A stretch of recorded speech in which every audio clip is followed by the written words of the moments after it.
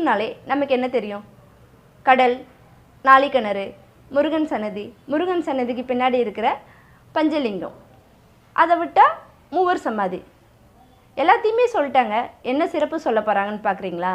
ஆமாங்க, முக்கியமான சிறப்பு இருக்குது. திருச்செந்தூர் கோவிலில் இருக்கிற கொடிமரம் ஒரு முழுமையான சந்தன மரம்னு சொன்னால் நம்மளால் நம்ப முடியுதா? இந்த கொடிமரத்தை பார்த்தா ஒரு முழுமையான சந்தன மரம் நமக்கு தெரியாது. ஆமாங்க, இது ஒரு முழுமையான சந்தன மரம். இந்த கொடிமரம் வந்த கதை, அந்த கொடிமரத்தில் என்ன தனி சிறப்பு இருக்குது, அந்த கொடிமரத்தை கும்புறதுனால நமக்கு என்னென்ன நன்மைகள்லாம் கிடைக்க போகிறது அப்படிங்கிறத பற்றி தான் இன்றைக்கி சொல்ல போகிறோம்.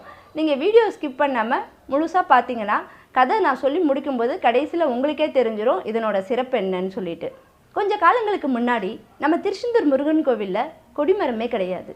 கொடிமரம் இல்லாத கோவில்களில் திருவிழா நடத்தக்கூடாதுங்கிறது அந்த காலத்து ஐதீகம். இப்போ நம்ம கோயிலில் கொடிமரம் இல்லைங்கிறதுனால திருவிழா நடத்த முடியலன்னு மக்களுக்கெல்லாம்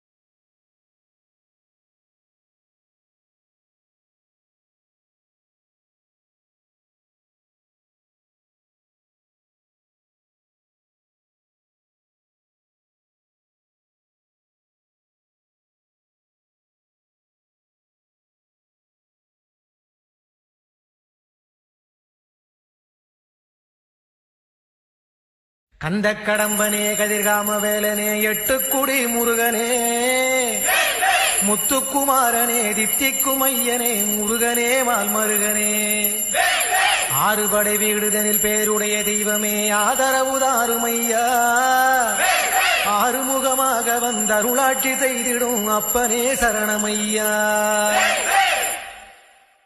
கந்த கடம்பனே கதிர்காம வேலனே எட்டுக்குடி முருகனே சுவாமி மலை உச்சியிலமோ கொடி பறக்குமே சண்முகா சுவாமி மலை உச்சியிலமோ கொடி பறக்குமே சண்முகா சுவாமி மலை உச்சியிலமோ கொடி பறக்குமே சண்முகா